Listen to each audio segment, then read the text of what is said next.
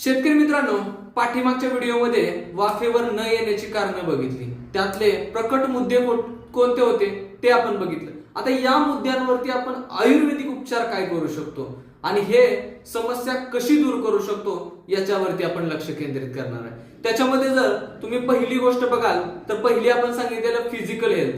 Physical health ज्यावेळेस आपल्याला सुधारायची असेल तर जनावरांना शतावरी खुराकामध्ये जाणं खूप गरजेचं आहे. शतावरी हवी आहे, हळद हवी आहे. हळद 5 ग्रॅम आणि शतावरी 30 ग्रॅम नित्य जर असेल तर जनावरांची शरीर प्रकृती चांगली होईल, वजन वाढण्यामध्ये मदत करेल. दुसरी जर झाली समस्या तर मेंटल हेल्थ. मेंटल हेल्थ म्हणजे जनावरांचं ताणतणावामध्ये जाणं किंवा स्ट्रेसमध्ये येणं. स्ट्रेसमधून जर जनावराला बाहेर काढायचं असेल तर त्यामध्ये एक गोष्ट तुम्हाला चांगली काम करेल, ती म्हणजे जनावरांचं खुराकामध्ये अश्वगंधा असणं. अश्वगंधा जर तुमची 30 ते 50 ग्राम पर्यंत तुम्ही घालत असाल तर कितीही स्ट्रेसमध्ये असलेलं जनावर लवकर बाहेर निघेल. इव्हन कुणाच्या बाळाचा जर मृत्यू झाला असेल तर त्या बाळाच्याही मृत्यूमधून त्याला बाहेर काढण्यासाठी तुम्हाला अश्वगंधा मदत करेल. शेतकरी मित्रांनो, तिसरा मुद्दा कोणता होता तर जनावरांची हार्मोनल हेल्थ. हार्मोनल हेल्थ साठी आपण शेतकरी मित्रांनो 4 घरगुती उपाय करू शकतो.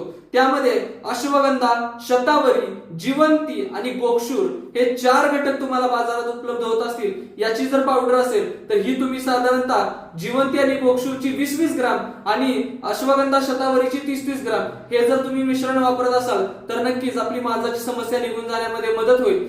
माजाच्या समस्येमध्ये शेतकरी मित्रांनो डिवर्मिंग सुद्धा महत्वाचा रोल निभावतं.